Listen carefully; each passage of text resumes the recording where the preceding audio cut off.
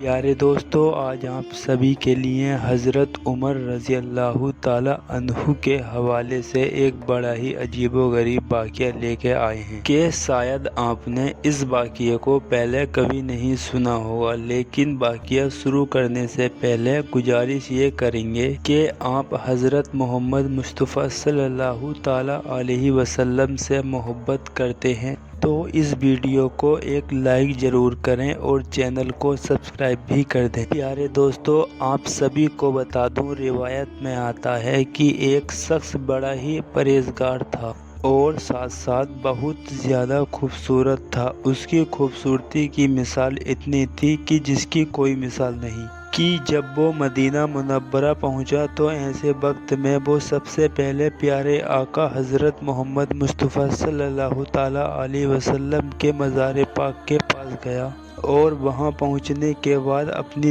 दिल आज़ारी की और खूब रोया। यानी वो इस कदर प्यारे आका से मोहब्बत करता था कि जिसको हम बयां नहीं कर सकते। आप सभी को बता दूं, वो मुसाफिर जब मदीना मुनव्वरा आया तो यहाँ से उसका जरा भी दिल नहीं कर रहा था। ऐसे वक्त में उसने मदीना मुनव्वरा में रहने का इरादा ही कर लिया था और फिर वो मदीना मुनव्वरा में ही रहने लगा। लेकिन जब हज़रत उमर रज़ी अल्लाह ताला अन्हु उसकी इबादत को देखते, उसकी मोहब्बत को देखते तो बड़े ताज्जुब होते। आप सभी को बता दूं, एक दफ़ा हज़रत उमर रज़ी अल्लाह ताला अन्हु उस शख्स के पास गए और जाकर ये बात कहने लगे कि जिस तरीके से तुम इबादत करते हो, मैं बहुत ही ज़्यादा इस चीज़ को देखकर खुश होता हूँ, क्योंकि ये जानता हूँ कि तुम मुसाफिर हो। ऐसे वक्त में किसी भी चीज़ की ज़रूरत पेश आए तो तुम मुझे ज़रूर बताना। मेरे प्यारे दोस्तों, वो जो शख्स था वो ये बात कहने लगा कि जिस खुदा को तुम मानते हो उस खुदा को मैं भी मानता हूँ और वो जात देने वाली है और तुम भी उसी के मोहताज हो, तो मैं तुमसे क्यों मांगूं। ऐसे वक्त में हज़रत उमर रज़ी अल्लाह ताला अन्हु खामोश हो गए, वहाँ से चले गए। लेकिन हज़रत उमर रज़ी अल्लाह ताला अन्हु उसकी इबादत से बेमुतासिर थे। आप सभी को बता दूं, कुछ ही दिनों के बाद हज का ज़माना आ गया और ऐसे वक्त में मदीने वाले जो थे वो सभी के सभी हज की अदायगी करने के लिए मक्का शरीफ रवाना होने वाले थे और उन्हीं में से ये जो शख्स था ये भी तैयार हो गया और ये भी काफिले वालों के साथ हो गया। आप सभी को बता दूं, हज़रत उमर रज़ी अल्लाह ताला अन्हु ने इस चीज़ को देखा कि वो जो शख्स है कि वो भी हज की अदायगी करना चाहता है। तो ऐसे वक्त में वो काफिले वालों के पास आए और आकर ये बात कहने लगे कि ये जो शख्स है ये बड़ा ही नेक है, बड़ा ही परहेज़गार है, तो सभी काफिले वाले जो हैं तो इसकी हिफाजत करना। ये बात सुनने के बाद काफिले वाले जो थे वो इस बात के ऊपर राजी हो गए, क्योंकि काफिले वाले भी इस बात को जानते थे कि ये जो शख्स था ये बड़ा ही परहेज़गार शख्स था और बड़ा ही नेक है और इसके मन में कोई लालच नहीं है।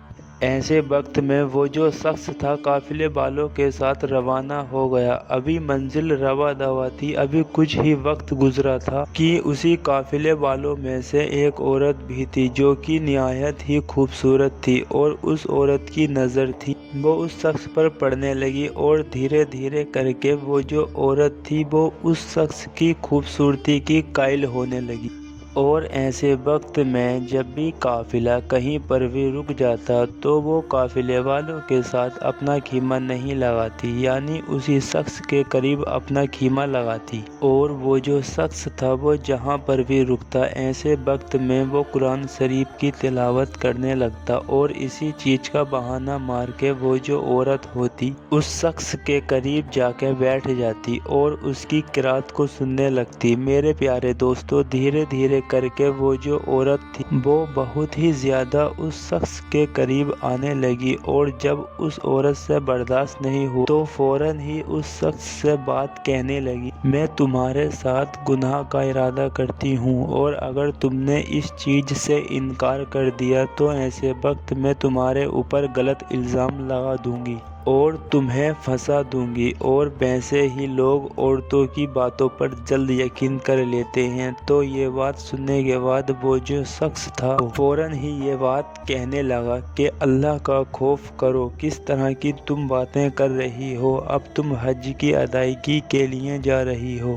اور ایسے وقت میں تم اس طرح کی بات کر رہی ہو، تمہیں تو شرم آنی چاہیے۔ بہتر یہی ہے کہ تم ان سب چیزوں سے باز آ جاؤ اور اللہ کو راضی کرنے کی کوشش کرو تاکہ اللہ تمہارے حج کو قبول کر لے۔ لیکن میرے پیارے دوستو، وہ جو عورت تھی وہ کسی بھی حد تک ماننے کو تیار نہیں تھی، اور وہ ایسے وقت میں جب اس شخص نے گناہ کرنے سے انکار کر دی تو اس عورت کو بہت ہی زیادہ غصہ آ گیا، اور جب یہ شخص سونے کے لیے چلا گیا تو ایسے وقت میں وہ جو عورت تھی وہ جو اشرفی کی تھیلی لے کر آئی اور اسی شخص کے سامان کے ساتھ تھیلے میں جا کر رکھ دی اور چپ چاپ اپنی جگہ پر لوٹ آئی۔ جب صبح کا وقت ہوا تو ایسے وقت میں وہ جو عورت تھی شور مچانے لگی اور یہ بات کہنے لگی کہ میرے پاس کچھ سونے کی اشرفیاں تھیں جو کہ میں نے حج کی ادائیگی کے لیے رکھی تھی اور میرے پاس صرف اتنا ہی تھا،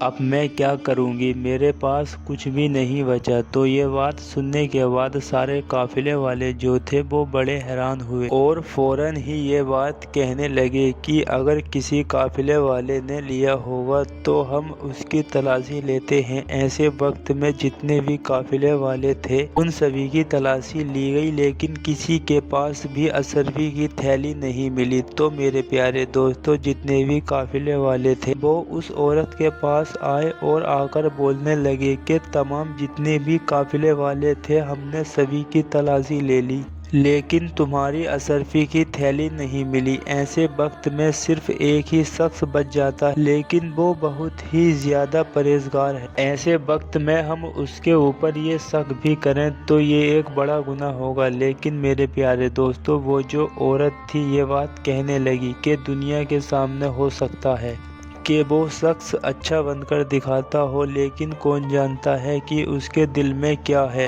ایسے وقت میں اس کی بھی تلاشی لینی چاہیے۔ میرے پیارے دوستو، سارے قافلے والے جو تھے وہ اسی شخص کے پاس گئے اور جا کر یہ بات کہنے لگے کہ ہم نے تمام لوگوں کی تلاشی لے لی ہے، ویسے تو ہمارا دل نہیں مانتا کہ ہم تمہاری تلاشی لیں، کہ ہمیں تمہارے اوپر یقین ہے، لیکن یہ جو عورت ہے وہ کسی بھی طریقے سے نہیں مان رہی ہے۔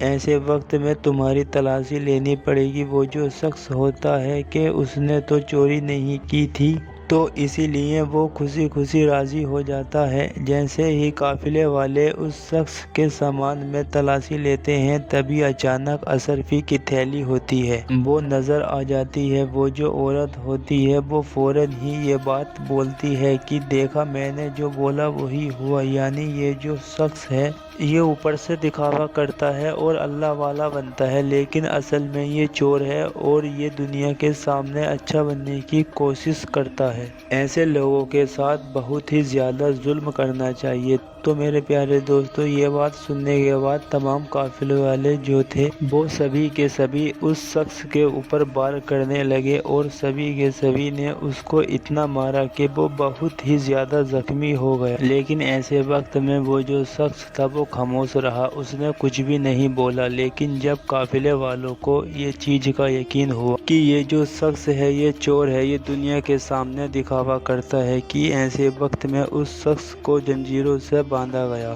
لیکن وہ جو شخص تھا پھر بھی وہ اللہ کی رضا پر راضی رہا اور وہ خاموش رہا، اس نے کچھ بھی نہیں بولا۔ اس کے بعد قافلے والے جو تھے مکے کی طرف رواں دوا ہوئے، یعنی حج کی ادائیگی۔ لیکن تبھی وہ جو شخص تھا وہ یہ بات کہنے لگا، کیا آپ لوگ بھی حج کی ادائیگی کے لیے جا رہے ہو؟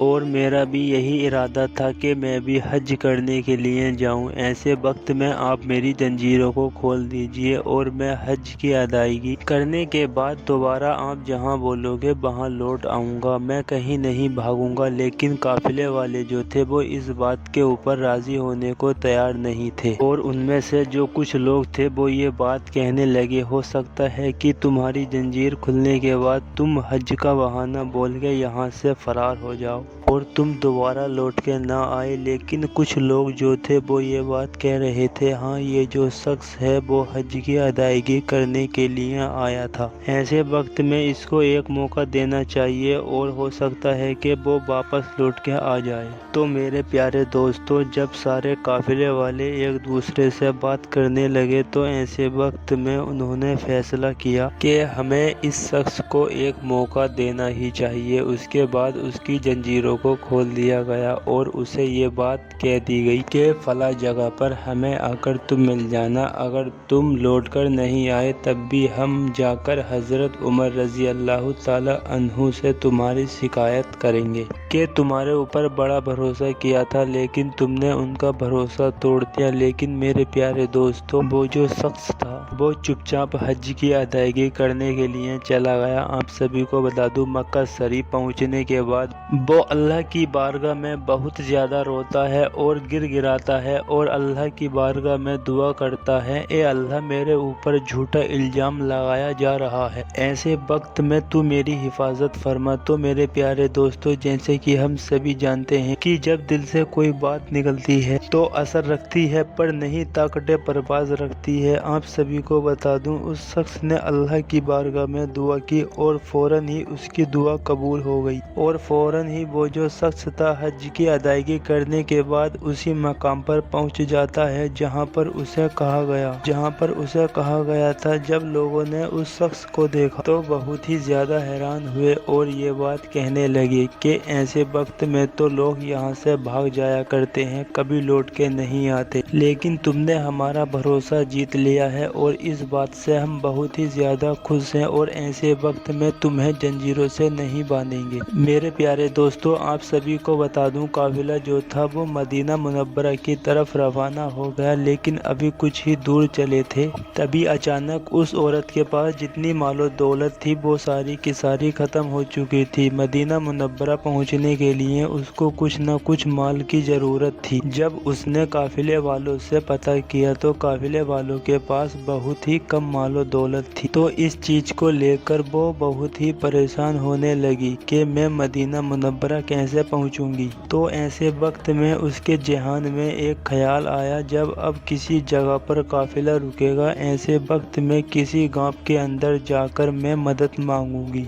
हो सकता है कि कोई मेरी मदद कर दे। आप सभी को बता दूं, सफ़र के दौरान एक जगह पर काफिला रुका और ऐसे वक्त में मौका पाते ही वो जो औरत गांव के अंदर पहुंच गई और वहां पहुंचने के बाद वो लोगों से मदद मांगने लगी, लेकिन कोई भी मदद करने को तैयार नहीं था। ऐसे वक्त में एक शख्स नजर आया और वो ये बात कहने लगा, मैं तुम्हारी मदद करूंगा लेकिन इसके बदले में मुझे कुछ चाहिए। और वो जो औरत थी वो ये बात कहने लगी, अगर मेरे पास कुछ होता तो मैं तुम्हारे पास क्यों मांगने के लिए आती। तो ये बात सुनने के बाद वो जो शख्स था वो ये बात कहने लगा कि चाहे कुछ भी हो जाए बदले में मुझे कुछ न कुछ तो चाहिए। कि ये जो बात सुनने के बाद वो जो औरत होती है फौरन ही ये बात कहने लगती है कि मैं तुम्हारे हक में दुआ करूंगी, इंशाअल्लाह ताला इसका तुम्हें असर देगा। कि ये जो बात सुनते ही वो जो शख्स था वो ये बात कहने लगा कि अल्लाह ताला जो मुझे अजर देगा वो कयामत के दिन देगा, लेकिन मुझे कुछ हिस्सा आज और अभी चाहिए। ऐसे वक्त में वो जो औरत थी वो ये बात बोलने लगी कि भला तुम्हें क्या चाहिए। कि वो जो शख्स था वो ये बात कहने लगा कि मैं तुम्हारे साथ गुनाह करना चाहता हूँ। ऐसे वक्त में वो जो औरत थी वो पहले तो इनकार करने लगी, लेकिन जब उसकी ज़रूरत महसूस हुई कि मुझे बहुत ही ज़्यादा माल की ज़रूरत है तो वो फ़ौरन इस बात के ऊपर राज़ी हो गई। और फिर उस औरत ने उस शख्स के साथ गुनाह किया और बदले में उस शख्स ने उसे उजरत के तौर पर माल दिया और उसे रवाना कर दिया। आप सभी को बता दूं, ये जो औरत ये अपने काफिले वालों के साथ रवा दवा हो गई। अभी कुछ ही दिन गुजरे थे कि ऐसे वक्त में वो औरत थी वो एक जगह पर तन्हा बैठी हुई थी। तभी उसके पास एक फकीर आया और आकर ये बात कहने लगा कि क्या ये बात तुम्हें नहीं मालूम कि तुम माँ बनने वाली हो। ऐसे वक्त में वो जो औरत थी वो बहुत ही ज्यादा हैरान और परेशान